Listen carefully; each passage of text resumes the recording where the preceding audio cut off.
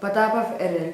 Тема доклада: название местности о юнирях в архивах и в настоящее время. Актуальность работы. Каждый человек обязан знать свою родину, места, где проживали его предки. Если мы, подрастающее поколение, не будем изучать и исследовать земли наших предков, то названия этих местностей могут исчезнуть и забыться. Цель работы: увековечить название земель, мест проживания, священных местностей путем полного собрания материала, исследований и изучения работ. Задачи работы: поиск материала о местности о юнирях в научных трудах, газетах, сравнение названий с сохраненными в архивных документах 1927 года, сбор преданий, относящихся к местности о юнирях, опрос анкета у жителей, информаторов названий местности, полное описание материала, систематизировать, сделать картотеку. Объект исследования: название местности о юнирях села Барнук Верхоянского района. Методы исследования: сбор материала у информаторов, анализ, описание работы. Практическое значение: мы расспросили название местности от Бугуев до тебя о юнирях у 5 информаторов, отсняли на видео, а также использовали ранее отснятые архивные записи. Таким образом выявилось 13 преданий, относящихся к местности о юнирях. Использовали сохраненную в архивных документах 1927 года по хозяйственную книгу жителей второго джусальского наслега. Вспоминают, что жители местности о юнирях были высокого роста, с большим высоким носом, светлоликими.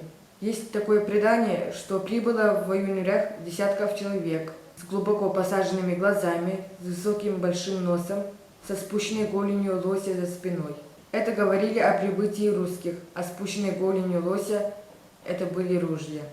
По архивным документам 1927 года во втором джусальском наслеге люди проживали в 70 разных местностях и излучинах реки Яны, а в местности о юнирях отмечено 25 мест проживания людей. Сравнивая названия местностей, указанных информаторами, можно выявить следующее. Предания, относящиеся к местности о юнирях, связаны с именами шаманов. Из-за набожностей не использовались вслух, называли словами эвфемизмами. Например, Куоранкёль, Улаханкёль, Бухатыр Джурата. Предания, связанные с именами людей, проживавших в этой местности. Предание о Хабджимария, о Хаптахотора, о Карджарасетора. Предания, связанные с именами уникальных людей. Например, предание о силаче Тойон Харлампы, о силачке Доргутармария. Имеются ныне забытые названия местностей. Себек. В настоящее время никто не знает название, где проживал легендарный Тойон Харлампы, в настоящее время называется Кюрюях. Выяснилось, что в Хопталах есть несколько местностей с разными названиями. Ныне забыты, именуются одним названием Хопталах. Например, Тубуттах. Из-за набожности не называли, позднее забылось. Липпелях.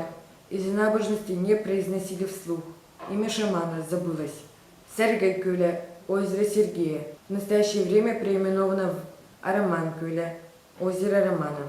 Ручей Мендер. В настоящее время переименовано в ручей Тимир. Узкая длинная долина Бур.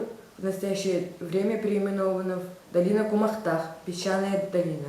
Имеются также не поддающиеся понятию названия долина Недер, ручей Марка, озеро Ханта. Название озера устаревает. Позднее прежние названия местности устаревают и заменяются новыми. При изменении названий местности забывается наша древняя история Родины. Поэтому изучение и исследование названий местности родной земли имеет огромное значение.